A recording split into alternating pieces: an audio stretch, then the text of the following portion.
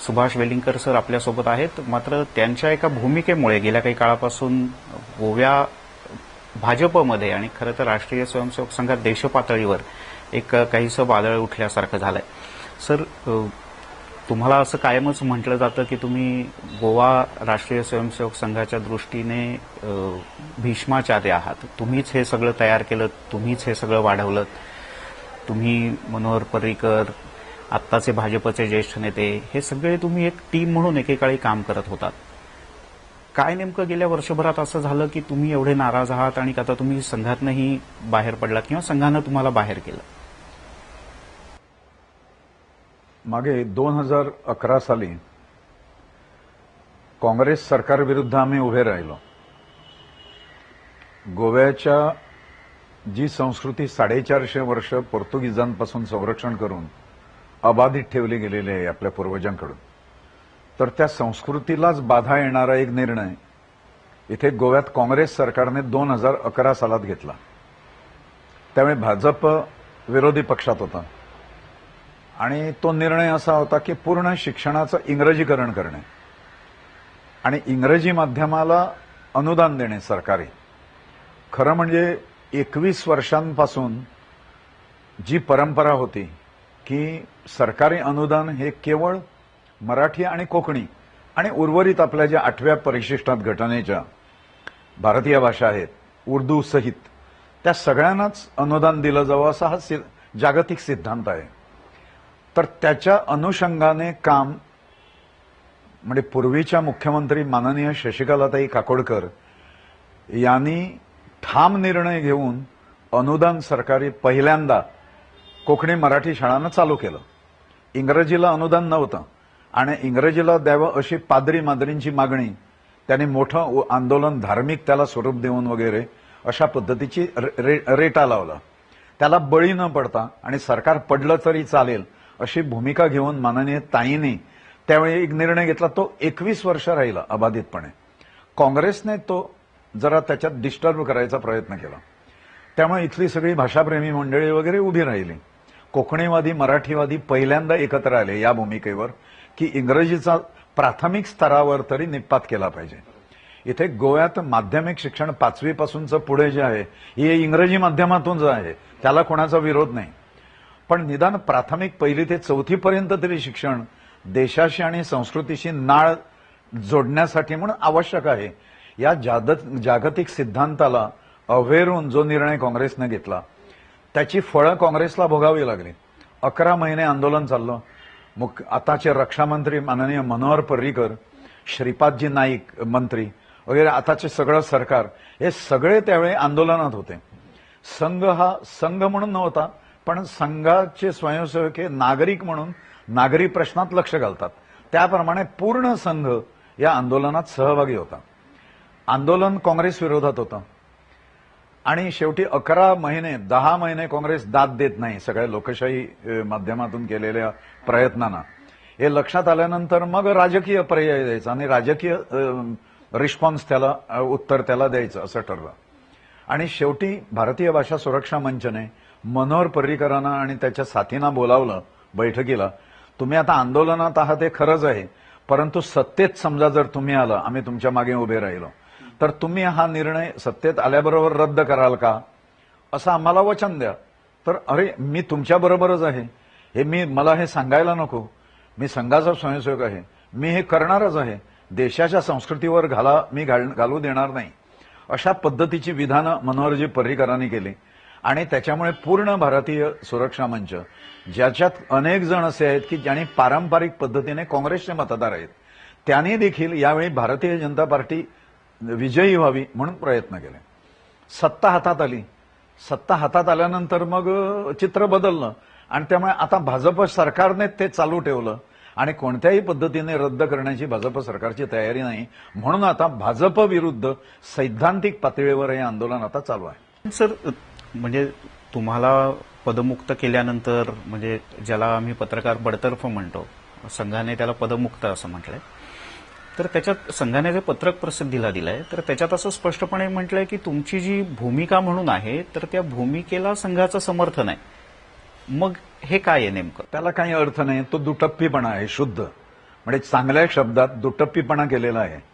एक कसं आहे की मध्ये फेब्रुवारी महिन्यात आता आंदोलन चालू असताना जेव्हा भाजपच्या कार्यकर्त्यांनी संघात या विषयावर उभी फूट आहे अशा पद्धतीचं सांगायला सुरुवात केलं, म्हणजे संघाला काही जणांना मान्य नाही, हे फुटकळ काही जणांना 8-10 जण जर सोडले तर इंग्रजीला ग्रँट देणे हे एकाही संघ स्वयंसेवकांना परवडणारा नाही, मग तो समाजद्रोही आहे असं म्हणावं लागेल. तर झालं काय की याने कोकण प्रांताने येऊन इथे, कारण हे होता कामा नये, सगळे स्वयंसेवक एकसंघ राहिले पाहिजेत, म्हणून हे आंदोलन जे आहे ते पूर्ण शक्तीनिशी आपण केलं पाहिजे आणि पूर्णपणे यशस्वी होईपर्यंत केलं पाहिजे अशा पद्धतीची घोषणा खुद्द प्रांत कार्यवाह सुनीलजी सप्रे यांनीच केलेली आहे. आतापर्यंत या आंदोलनात भाजपने भाभासुमाच्या म्हणजे भारतीय भाषा सुरक्षा मंचाच्या ची मागणी एकमेव आहे ती मान्य करावी, अन्याय आहे तो, याच्याकरता म्हणून प्रयत्न केले संघ पातळीवर.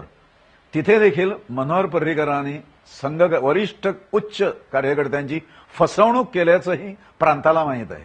मग तुम्ही राजकीय पक्ष स्वतंत्र करणार का? कारण महाराष्ट्र गोमंतक पक्ष आज सत्तेत आहे, त्यांची अशी बांधिलकी आहे, त्यांचं असं एकत्रित आहेत ते की ते वेगळे कदाचित होऊ शकणार नाहीत. नाही, आमचे अंदाज वेगळे आहेत.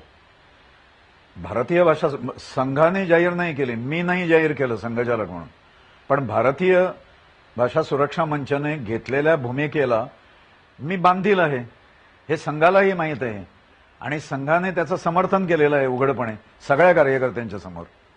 आता प्रश्न असा आहे की आत्ता शेवटचे आंदोलन काँग्रेसच्या काळात 11 महिने करावं लागलं, इथे 14 महिने झालं, अजून आंदोलन संपलेलं नाही, अजून 5-6 महिने इलेक्शनपर्यंत ते चालू राहील आणि तिथे निर्णायक जो काही तो निर्णय लागेल. एक गोष्ट की त्यामुळे शेवटच्या टप्प्यात राजकीय उत्तर जसं त्यावेळेला काँग्रेसच्या विरोधात दिलं तसं यावेळेला भाजपच्या विरोधात द्यावं लागेल. गेल्या वेळेचा जो भारतीय जनता पक्षाचा जाहीरनामा होता तर त्या जाहीरनाम्यात भाजपनं याच विषयाच्या अनुषंगानं असं स्पष्ट म्हटलंय की उभय पक्षांना मान्य असलेला तोडगा उभय पक्षांच्या सहमतीनं काढला जाईल. आता इंग्रजी शाळांचं अनुदान बंद करणं आणि मराठी शाळांचं सुरू ठेवणं याच्यावर उभयपक्षीय तोडगा कसा काय निघणार? शक्यच होऊ शकत नाही. हे मागच्याही वर्षाच्या ती मतदारांची केलेली फसवणूक आहे आणि त्यामुळे ते तसं होत. आणि एमिकेबल सेटलमेंट म्हणून पर्रीकरांनी जे फसवलं गोव्याच्या जनतेला, ते एक केस आम्ही दाखल केली होती काँग्रेस सरकारच्या सर्क्युलरवर. त्या केसमध्ये निर्णय जजने दिला होता की या शाळांचं अनुदान रद्द करा आणि या शाळा सरकारने ताब्यात घ्याव्या. त्याच्यासाठी प्रतिज्ञापत्रही द्यायला लावलं होतं सरकारला. हे झाल्यानंतर पर्रीकरांनी आम्हाला विनंती केली की मी अनुदान बंद करीन, एमिकेबल सोल्युशन, आणि त्याच्या बदल्यात आपण हा केस मागे घेऊ अशा पद्धतीने केलं. आम्ही पूर्ण विश्वास ठेवला, प्राणांतिक विश्वास मनोहर पर्रीकरांच्यावर ठेवला आणि अनुदान जे आहे हे आपली केस जी होती खटला हा मागे घेतला आपण. त्याच्यानंतर याने आम्हाला फसवलं, इंग्रजी अनुदान देऊ. म्हणजे तुमच्या बोलण्यातनं आतापर्यंतच्या असं दिसतंय की खरं तर तुमचा राग राष्ट्रीय स्वयंसेवक संघापेक्षा मनोहर पर्रीकर यांच्यावर जास्त आहे, कारण त्यांनी मनोहर पर्रीकर हे या सगळ्याला सिंगल हँडेड कारणीभूत आहेत. कारण त्याने कुणाही मंत्र्याला विश्वासात घेतलेला नाही हे सिद्ध आहे.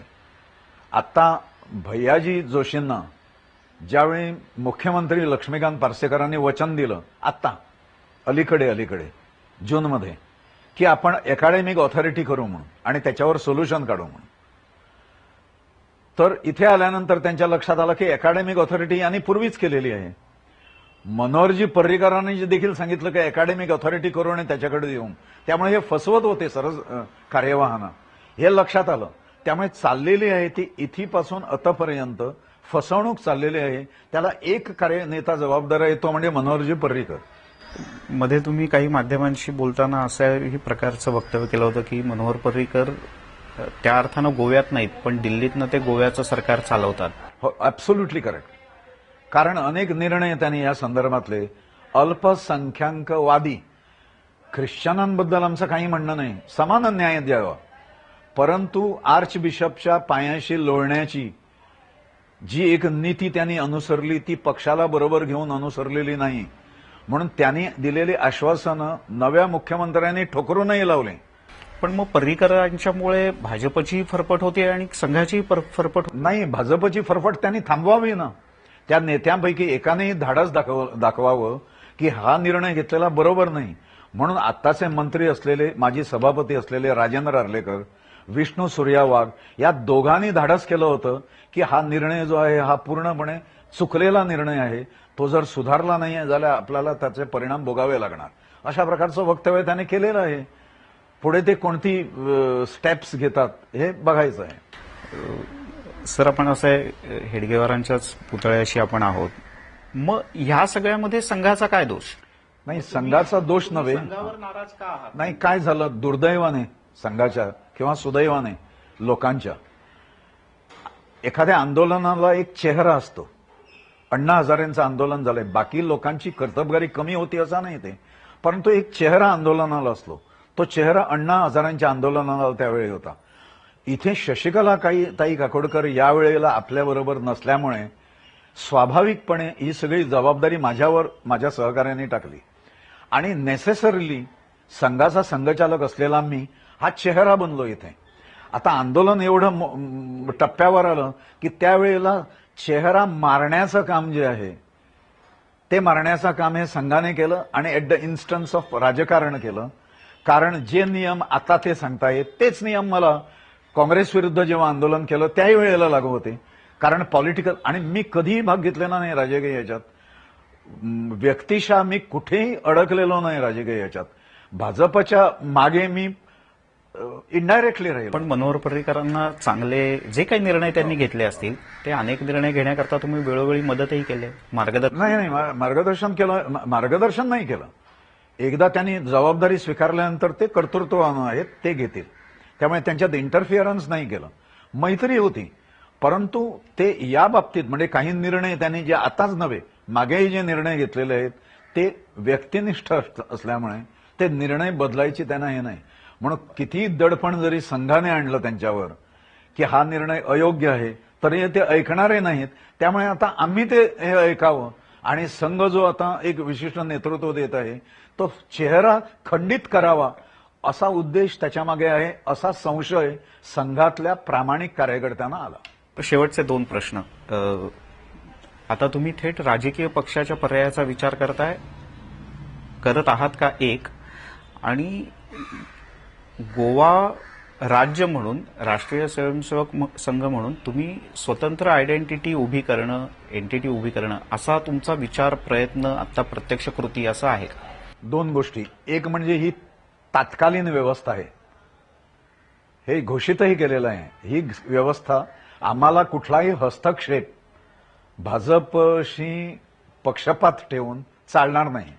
तो केंद्राचाही नाही चालणार, प्रांताचाही नाही चालणार. त्यामुळे अलिप्त राहून आम्ही काम करू ना, संघाशीच बांधील राहू. संघ मानेल किंवा नाही, वी डोंट केअर. त्याचं कारण अंतःकरणातून संघ स्वयंसेवकत्व असतं, ते कोणाच्या बाह्य याच्यावर अवलंबून नसतं. त्यामुळे निष्ठाही तुम्ही मनाने अजूनही ऍब्सोल्युटली डॉक्टर हेडगेवारांच्याच संघाचे आम्ही सगळे, आणि रिझल्ट झाल्याबरोबर निवडणुकीचे किंवा निवडणूक झाल्याबरोबर मी पदत्याग करीन स्वतःहून. आत्ता मला जे यांनी संघचालकपदी बसवलेलं आहे मला त्याचा इंटरेस्ट नाही. त्यात संघचालकपद गेल्याचा इंटरेस्ट नाही मला. संघचालकपद अशा वेळी हे केलं की जे बीजेपीला फेव्हरेबल व्हावे अशा करता. राजकीय पर्यायासंबंधी तुम्ही बोललात तर 3 पर्याय आमच्यासमोर आम्ही ठेवले होते. आमचं स्वतंत्र राजकीय विभाग आहे, त्याचे ॲडव्होकेट उदयबाब भेंबरे हे माजी आमदार आणि प्रथितयश साहित्यिक हे त्याचे अध्यक्ष आहेत त्या सेलचे. त्यामुळे ते निर्णय सेल घेत होते आणि दे आर एन्डोर्स्ड बाय भारतीय भाषा सुरक्षा मंच केंद्रीय समिती. त्यामुळे त्यांनी जे समोर ठेवलेलं आहे ते असं आहे की सर्वात प्रथम मगो पक्षाशी, कारण मगोने 17 वर्ष राज्य केलेलं आहे, इथे राज्य जर करायचं असेल तर मगो पक्षाने हे करावं, युती तोडावी. दुसरा प्रश्न, भाभा सोमाने स्वतंत्रपणे कॅन्डिडेट्स उभे करावे. आणि तिसरा पर्याय हा काही चांगले उमेदवार जे असतील त्यांना पाठिंबा द्यावा. तर त्याच्यापैकी पहिल्या याच्या आम्ही मगोशी बोलणी केलेली आहेत ऑलरेडी, आणि मगो निर्णय त्याच्यावर काय येईल ते त्यांना मुदत दिलेली आहे, तोपर्यंत त्यांनी निर्णय घ्यावा.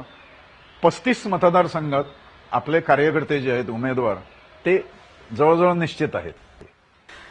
तेव्हा मराठी भाषा सुरक्षा समिती, भारतीय भाषा सुरक्षा समिती आणि सुभाष वेलिंगकर यांनी सुरू केलेलं हे एक मुद्द्याच्या भोवतीचं वादळ आहे. हे किमान निवडणुकांच्या पर्यंत तरी असंच घोंगावत राहणार गोव्यामध्ये, हे निश्चित. कॅमेरामन मनोजसह मिलिंद भागवत, एबीपी माझा, पणजी, गोवा.